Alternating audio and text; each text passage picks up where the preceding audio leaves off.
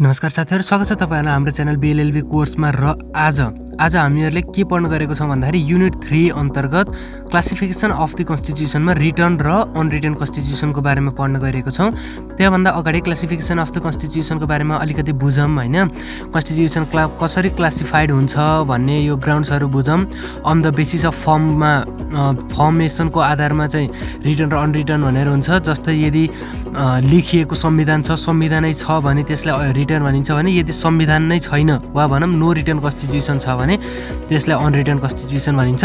On the basis of changeability or amendment process, जस्तै change गर्न सकिने नसकिनेको आधारमा पनि यो कन्स्टिट्युसनको क्लासिफिकेसन छ। जस्तै रिजिड एन्ड फ्लेक्सिबल, यदि सामान्य मेजोरिटीमा जस्तै 50% + 1 को मेजोरिटीमा यदि चेन्ज हुन्छ हैन, सामान्य सिम्पल मेजोरिटीमा चेन्ज हुन्छ भने त्यसलाई के भनिन्छ भन्दाखेरि फ्लेक्सिबल कन्स्टिट्युसन भनिन्छ। भने यदि एमेन्डमेन्ट प्रोसेस भनेको एकदमै गाह्रो छ, एकदमै रिजिड छ, 2/3 मेजोरिटी चाहिन्छ या अझै बढी मेजोरिटी चाहिन्छ हैन, यो एकदम गाह्रो छ भने त्यसलाई के भनिन्छ भन्दाखेरि रिजिड कन्स्टिट्युसन भनिन्छ। अनि on the basis of nature of power distribution, पावरको डिस्ट्रिब्युसन कहाँ छ त्यसको आधारमा युनिटरी र फेडरल कन्स्टिट्युसन भनेर डिभाइड गरिएको छ। यदि जम्मै पावर भनेको सेन्टरमा छ, एकै ठाउँमा छ भने युनिटरी कन्स्टिट्युसन भनिन्छ हैन। भने यदि पावर भनेको चाहिँ त्यो कन्स्टिट्युसनले जम्मै प्रोभिन्सहरुलाई छुट्टै दिएको छ भने त्यसलाई के भनिन्छ भन्दाखेरि फेडरल कन्स्टिट्युसन भनिन्छ।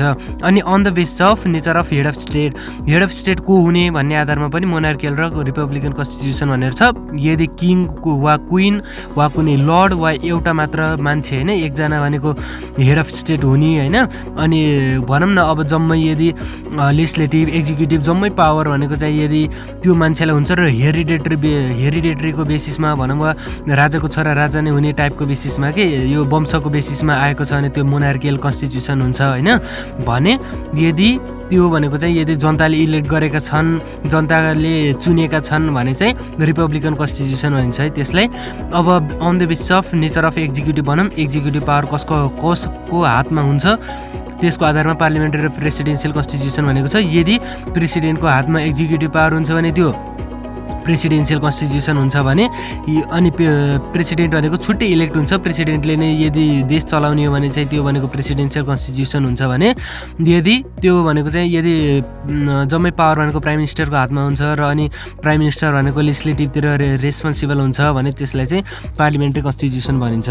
अब यो क्लासिफिकेसन भनेको पढियो, यो सबै हामीहरू डिटेलमा जान्छौँ। अहिले भर्खर चाहिँ रिटन र अनरिटन कन्स्टिट्युसनको बारेमा पढौँ। रिटन कन्स्टिट्युसन भनेको के हो भन्दाखेरि कोडिफाइड फर्म अफ कन्स्टिट्युसन हो। जम्मै लजहरू छरिएर रहेका लजहरूलाई एकै ठाउँमा ल्याउने काम भनेको रिटन कन्स्टिट्युसनले गर्छ। अनि अथोरिटेटिभ डकुमेन्ट रिकग्नाइजेस कन्स्टिट्युसन हो। यो भनेको के हो भन्दाखेरि एकदमै अथोरिटेटिभ डकुमेन्ट हो। के हो भन्दाखेरि यो भनेको चाहिँ एकदमै अथोरिटी पाएको भनौं न, वा भनौं अब संसदले 2/3 मेजोरिटीबाट पास गरेको, सबैले मान्नु पर्ने हैन, एकदमै अथोरिटी पाएको डकुमेन्ट हो जसलाई हामीले कन्स्टिट्युसन भनिन्छ। Collection of more important legal rules which govern the government, गभर्नमेन्टलाई पनि गभर्न गर्ने इम्पोर्टेन्ट लिगल रुल्सहरुको कलेक्सन हो। Fundamental law of the land, fundamental भनेको के भन्दाखेरि एकदमै मौलिक हो, सुप्रिम ल हो भन्न खोजेको। रिकग्नाइजेज हायर ल हो, सुप्रिम ल हो। इनेक्टेड कन्स्टिट्युसन, इनेक्टेड कन्स्टिट्युसनलाई के पनि भन्न सकिन्छ भन्दाखेरि ड्राफ्ट गरेको वा भनौँ यो स्थापना गरिएको कन्स्टिट्युसन हो, हामीहरूले ल्याएको इम्प्लिमेन्टमा ल्याएको कन्स्टिट्युसन हो, इनेक्ट गरेको कन्स्टिट्युसन हो। Most of the countries have written constitution, जस्तै युएसए, इन्डिया, नेपाल धेरै कन्ट्रिजमा रिटन कन्स्टिट्युसन छ। अनि अनरिटन भनेको के हो त भन्दाखेरि not being codified in a form of document, एउटा सिंगल डकुमेन्टको रूपमा नरहेको हैन, कोडिफाइड नगरिएको डकुमेन्टलाई अनरिटन कन्स्टिट्युसन भनिन्छ। अनि त्यसपछि प्रडक्ट अफ नेसनल ग्रोथ हो। यो भनेको चाहिँ के हो भन्दाखेरि आफसे आफ आउने कन्स्टिट्युसन हो कि आफै ग्रोथले हैन, आफै के भन्छ यो टाइम बित्दै आफै आउने टाइपको कन्स्टिट्युसन हो। मतलब यो कन्स्टिट्युसन नै हैन है, unwritten constitution is no constitution भनेर पनि यहाँ केसी वेयरले के भन्नुभएको छ भन्दाखेरि Britain has no written constitution rather than unwritten constitution भनेर पनि भन्नुभएको छ हैन। त्यो भनेको रिटन कन्स्टिट्युसन नै छैन भनेको।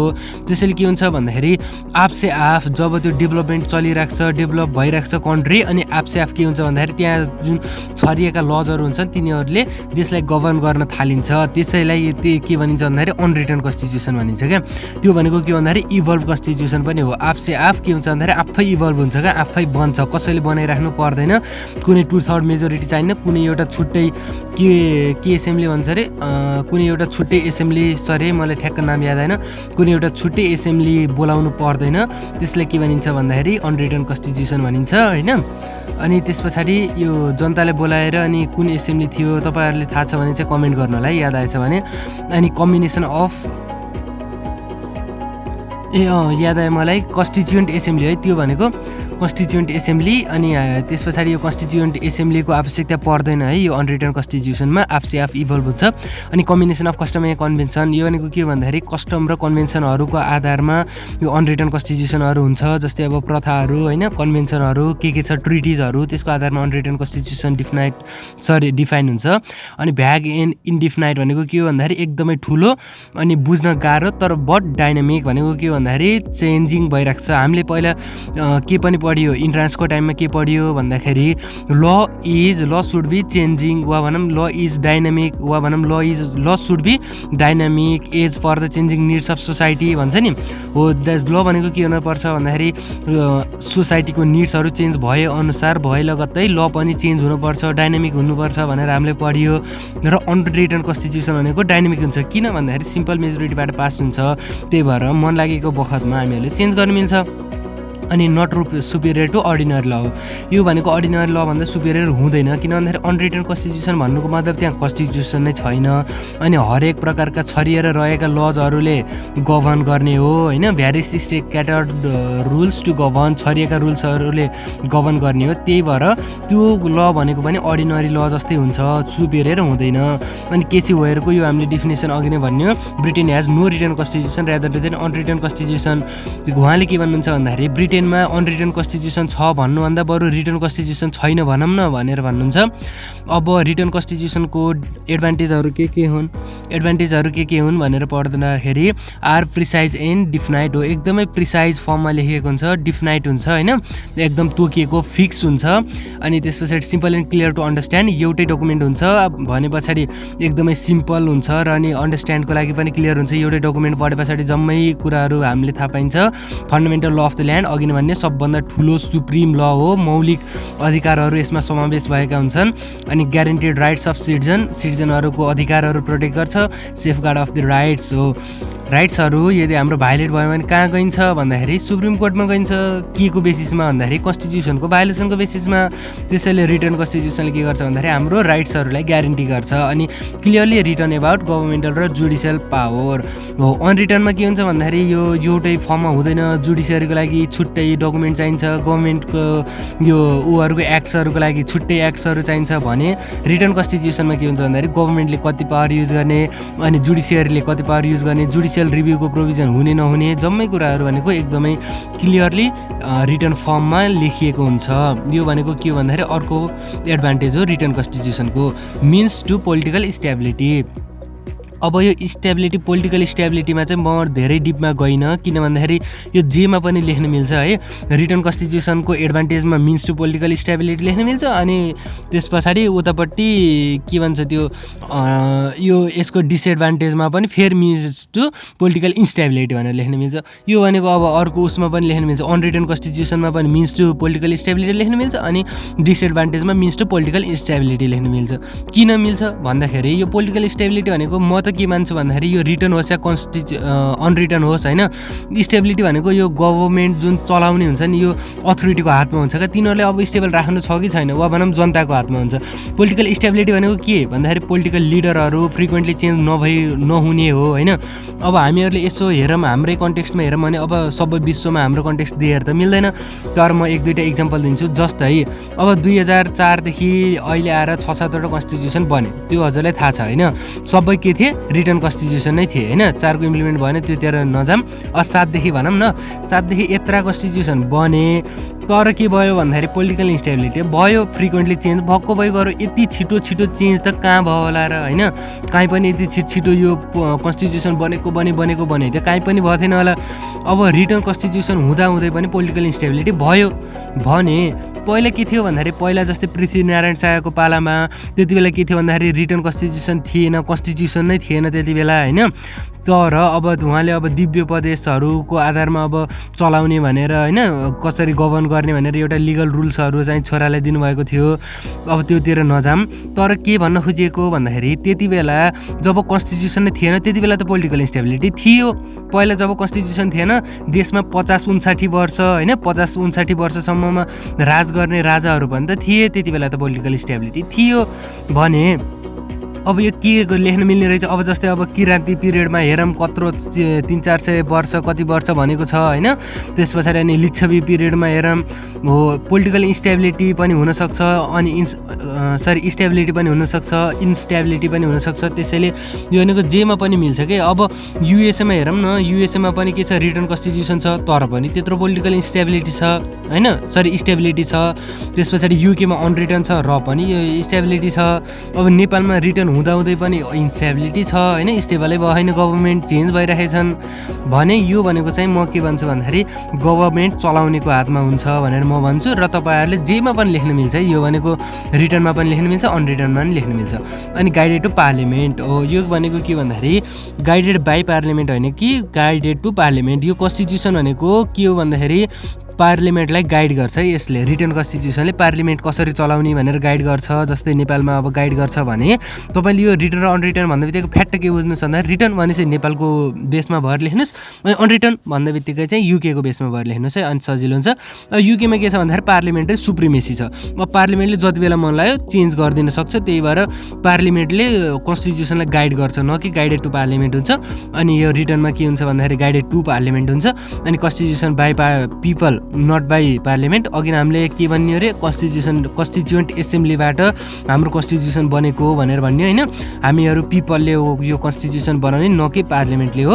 अनि पर्मानेन्ट नेचरको हुन्छ हो, यो भनेको एकदमै इजी तरिकाले एमेन्ड गर्न मिल्दैन, सकेसम्म यो अब पिपलले बनाएको यो पर्मानेन्ट नै राखौँ भन्ने हुन्छ होइन।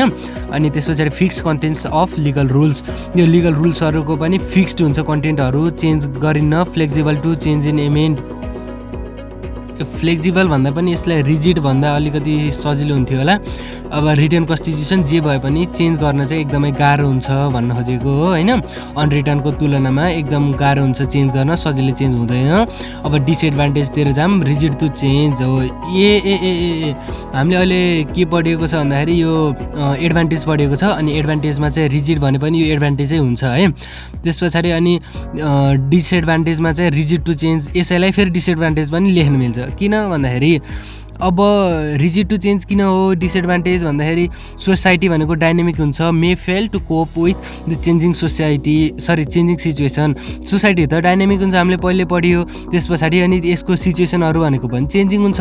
र अब रिटर्न कन्स्टिट्युसन के हुन्छ भन्दाखेरि चेन्ज गर्न गाह्रो हुन्छ, अनि गाह्रो भए पछाडि के हुन्छ भन्दाखेरि सोसाइटीको त्यो चेन्जिङ सिचुएसन अनुसार त्यसलाई फेस गर्न नसक्ला होइन, वा भनौँ त्यसको चेन्जिङ सिचुएसन अनुसार चाहिँ त्यो कन्स्टिट्युसनलाई पनि चेन्ज गर्न मिल्दैन भन्ने एउटा डिसएडभान्टेज हो।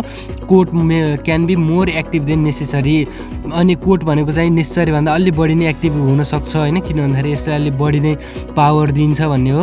तर यो सबै भनेको चाहिँ अलि के भन्छ यो डिपमा गएर नलेख्नु होला है, एकदम सर्फेसमा लेख्नु होला। किन भन्दाखेरि यो सबै कुराहरू भनेको चाहिँ यो लेख्नको लागि मात्र हुन् कि यो अब एकदमै हुन्छ नै भन्ने हुँदैन होइन।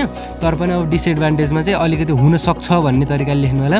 कोर्ट भनेको चाहिँ एकदम मोर एक्टिभ हुनसक्छ, अनि पार्लियामेन्ट भनेको लेस एक्टिभ हुनसक्छ। अब फेरि युकेको इक्जाम्पल लिउँ, युकेमा के छ भन्दाखेरि पार्लियामेन्ट्री सुप्रिमेसी छ, जम्मै कुराहरू ल मेकिङ प्रोसेस भनेको अब युकेले गराउने बेलामा अब एकदम एक्टिभ हुन्थ्यो भने यहाँ नेपालमा के हुनसक्छ भन्दाखेरि पार्लियामेन्ट अलिक कम एक्टिभ हुनसक्छ ल मेकिङ फङ्सनमा भन्ने हो। डिफिकल्ट टु एमेन्डमेन्ट, अघि नै भन्ने रिजिड टु चेन्ज भनेर यो डिफिकल्ट टु एमेन्डमेन्ट उयो हो, एमेन्डमेन्ट प्रोसेस गाह्रो हुन्छ। गभर्मेन्टमा अटोक्रेट, त्यस पछाडि अनि अटोक्रेट हुनसक्छ गभर्मेन्ट। अनि पोलिटिकल इन्स्टेबिलिटी आउनसक्छ, यो अघि नै डिस्कस गरियो। त्यस पछाडि अनि people revolution can take place, जब तिनीहरूको मागहरू पुरा हुँदैन होइन चेन्जिङ सोसाइटी अनुसार, जब अब त्यो ल पनि चेन्ज हुँदैन तब चाहिँ पिपलहरूले रिभोल्युसन गर्न सक्छन् भन्ने हो। त्यस पछाडि अगाडि जाऊँ अनि एडभान्टेजमा जाऊँ है। अनरिटर्न कन्स्टिट्युसनको एडभान्टेज के भन्दाखेरि इलास्टिसिटी एन्ड फ्लेक्जिबल हो, फ्लेक्जिबल हुन्छ, एकदम सजिलै एमेन्ड गर्न सकिन्छ। अनि इलास्टिसिटी भनेको के भन्दाखेरि पिपलको त्यो चेन्जिङ हुन्छ नि निड्स अनुसार यो कन्स्टिट्युसनलाई पनि चेन्ज गर्न सकिन्छ। डाइनामिक भनेको भइहाल्यो। यो डाइनामिक भनेको के भन्दाखेरि त्यही हो, चेन्जिङ नेचर हुन्छ भनेको होइन। त्यस पछाडि अनि पोलिटिकल स्टेबिलिटी हुनसक्छ। अब यो स्टेबिलिटीमा म अघि नै दिइसकेँ होइन, अनि अघि नै इक्जाम्पल दिइसकेँ। त्यस पछाडि अनि easy to adapt new provision, नयाँ प्रोभिजनहरूलाई एडप्ट गर्न सजिलो हुन्छ किन भन्दाखेरि सिम्पल मेजोरिटीबाट पनि यो कन्स्टिट्युसनलाई एमेन्ड गर्न सकिने भएकाले होइन। वा भनौँ कन्स्टिट्युसन नै छैन भनेपछि त अब सिम्पल तरिकाले लजहरू एमेन्ड गर्न मिल्छ, त्यही भएर यो इजी हुन्छ होइन। अनि त्यस पछाडि रेस्पोन्स टु सोसियल कन्भेन्सन हो। सोसियल कस्टम र अनि कन्भेन्सनको आधारमा यो लजहरू विभिन्न लजहरू हुन्छन्, तिनीहरूलाई बेस भएर अनि त्यो दिने हो, जजमेन्ट दिने हो।